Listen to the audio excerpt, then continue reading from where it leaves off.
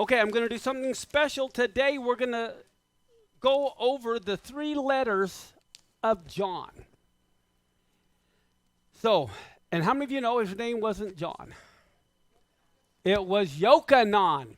And what does Yochanan mean? His name literally means God is gracious. Wow, that's exciting.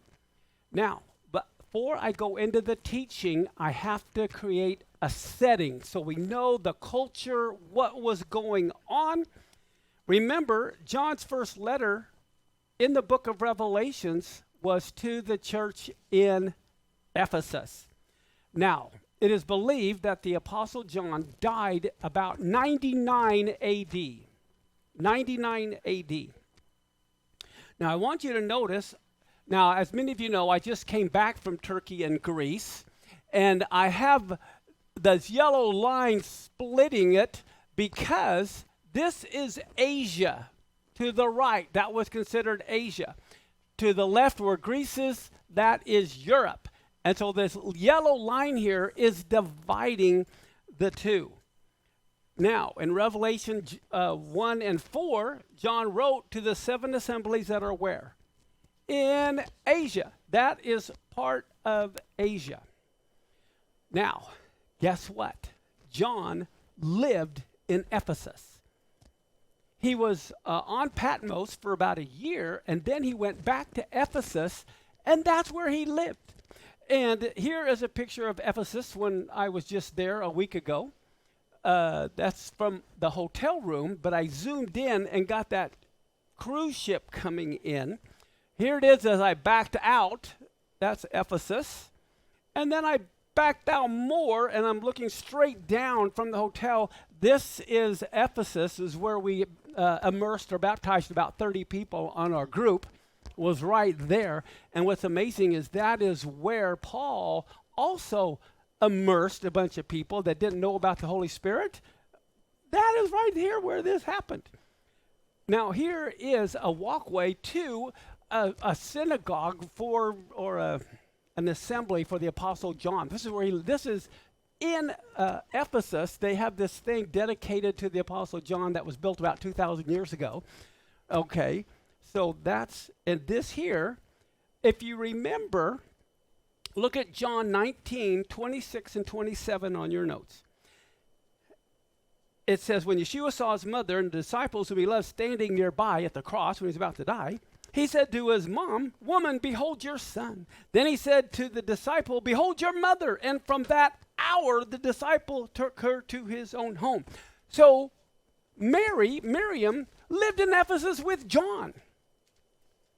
And believe it or not, this is her home, okay? The Apostle John brought Miriam to Ephesus. When did he do this? Right after Stephen was stoned and his brother James was beheaded. Guess what? He says, I think we got to go. Okay, so they left Jerusalem and went to Ephesus. Now this happened, Herod Agrippa ruled from 41 to 44.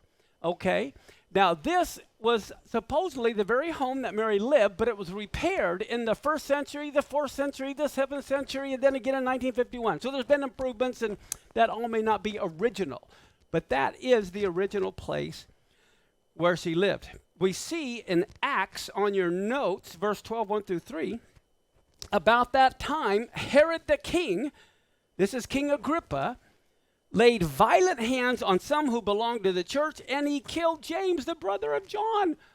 So John says, oh my goodness, with the sword it said. They chopped his head off, okay? So John decided it was time to move.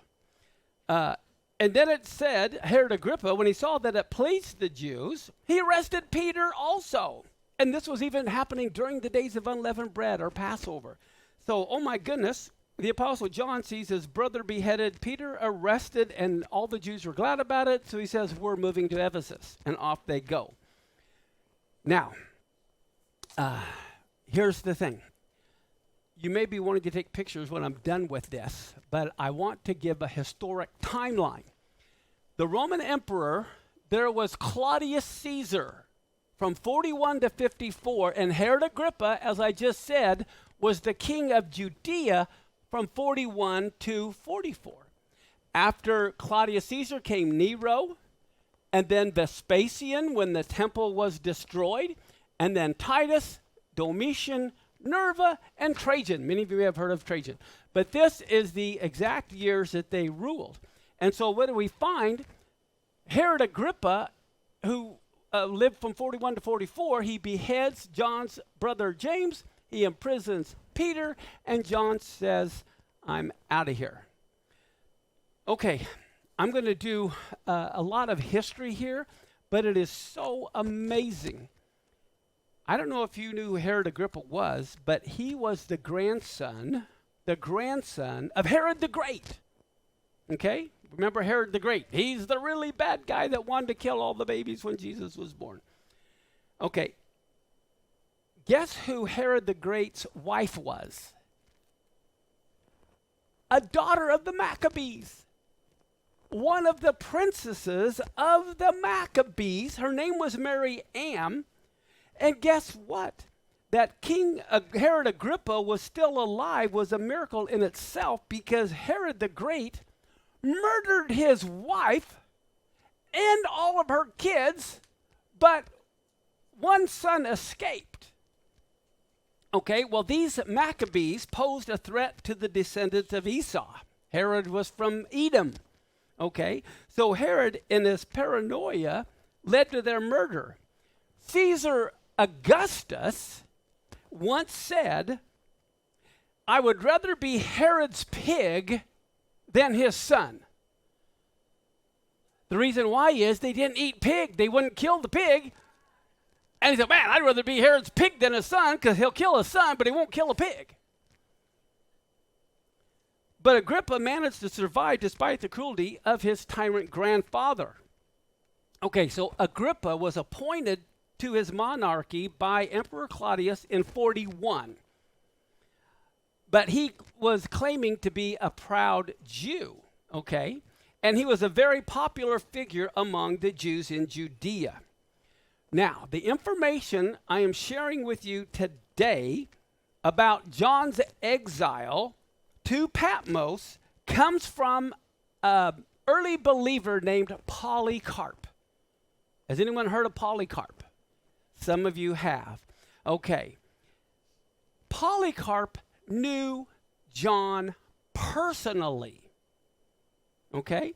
So here's what happens. Polycarp was born a year before the temple was destroyed. Okay? In 69. He becomes a disciple of John, and Polycarp is 26 years old when John is exiled to Patmos. All right? And then what happens? See, Vespasian was the Roman ruler that exiled John. And so what happens, or Domitian exiled John to Patmos in 95. At Patmos is when he pens Revelations. And then John appoints Polycarp as the bishop of Smyrna. And then what happens? The next Roman emperor, Nerva, releases John from Patmos. A year later, John returns to Ephesus, and then he pens the Gospel of John in his 3 epistles. Okay? Now, there's one other name I want to introduce, and his name is Polycarp. Polycarp was 130 to 196.